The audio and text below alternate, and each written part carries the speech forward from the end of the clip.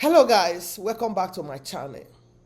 Do you know what you stand to lose if you don't fight for your financial freedom?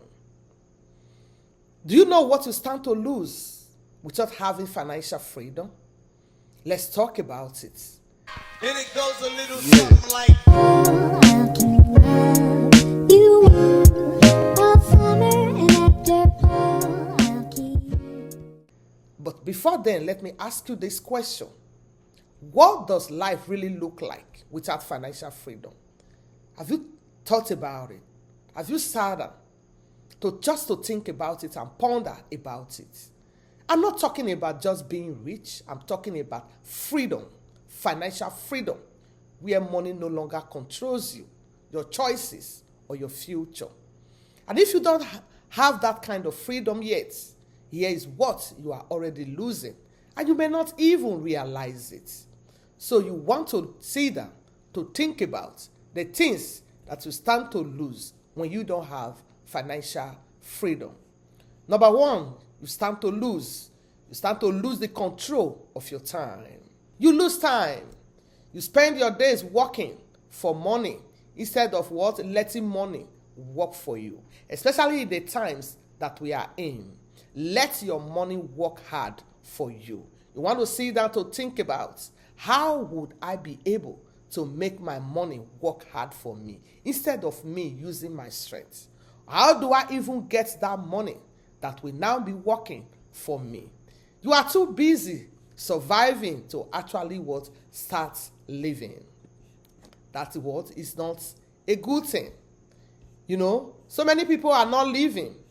They are just what? Spending their time looking for money instead of doing the things they love to do. You are too busy surviving to actually start living. You miss moments with your children. For the women as mothers, you know, we cherish time that we spend with our children. All of us mothers, genuine mothers, loving mothers, we want our children to grow up and become responsible citizens. If you look around you today, so many atrocities are going around the world because mothers are no longer available for their children. In those days, you know, when we were small, the era of that past generation, you will see that women were always at home to take care of children, nurture these children, guide them, and direct them in the right way, and to ensure that they do the needful, they do the right thing. But the days that we are in, we see what is happening because what most mothers have to go there, struggle for what? Money to pay bills. And therefore they miss moments, special moments that they would have been with their children to put them aright. Another thing again, you put your dreams on hold. There are so many things you would love to do, even when taking care of your children. And the worst part, you don't get that time back. The time passed, the time you use struggling, looking for money, you no longer have, you can't regain it. Opportunity lost can never be regained. Number two, you lost what? You lose peace of mind. When you don't have financial freedom, you lose what? Peace of mind. Financial stress keeps you up at night. Every night you'll be thinking, pondering, wondering, how am I going to do this? How am I going to get the money to pay that? How is my future going to be? You worry over it. Your smile wears out. But inside of you, you are carrying the weight of constant worry. Even though people see you, you might be smiling. But those smiles wears out quickly. And some that cannot even control themselves, when they see other people happy, they start feeling bad because they don't have financial freedom. Everyone loves financial freedom. But people don't talk about it. They don't think of how they are going to make it possible for them. It is possible. It just takes you to be serious, know what you want. If you want financial freedom, you want to work at it. You lose peace of mind. You are not happy with your financial state, and yet you are not doing anything about it. Without financial freedom, peace becomes what? No, a luxury.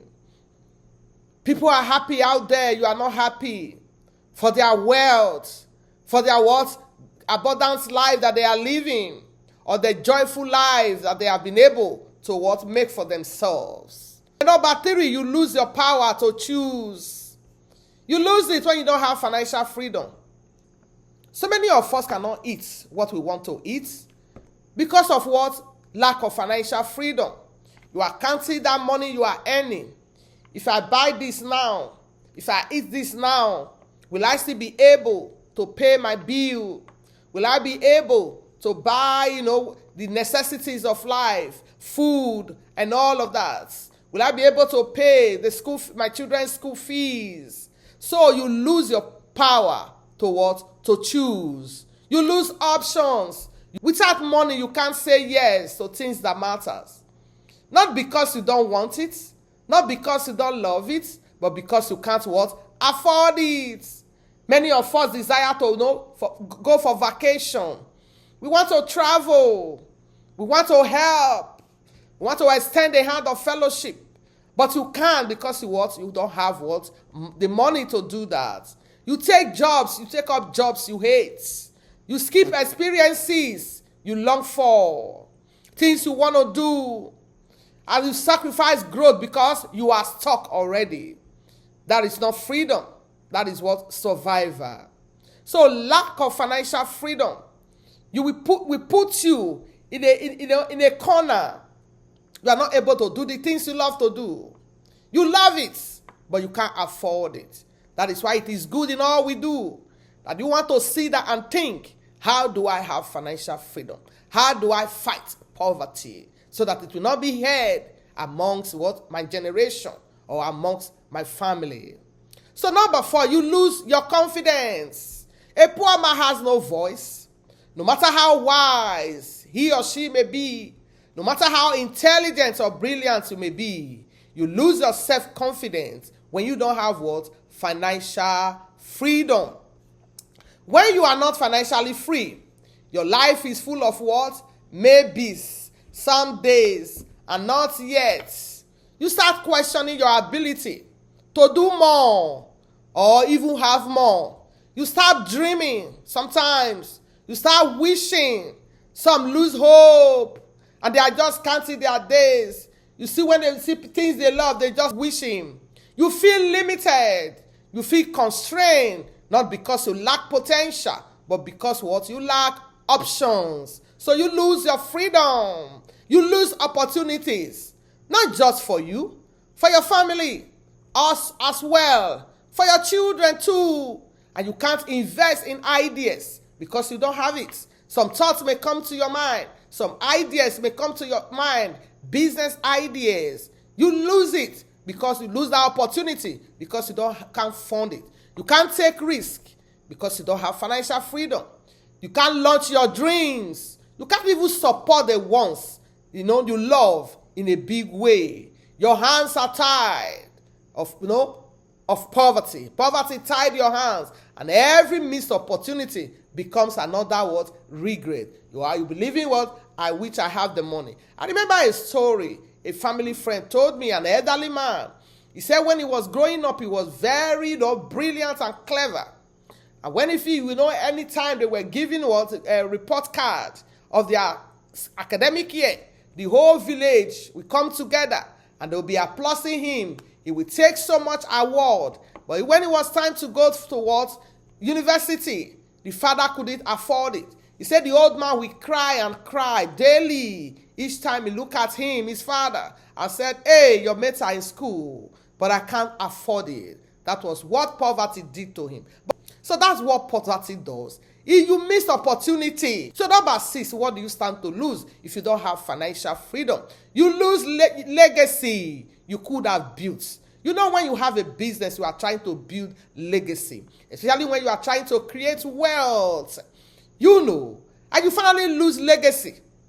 You lose it because of what? You are not having financial freedom. So without financial freedom, you pass down struggles to your children instead of strength. Some people even leave debt for their family. Remember that story in the Bible? That prophet died and left debt for his family.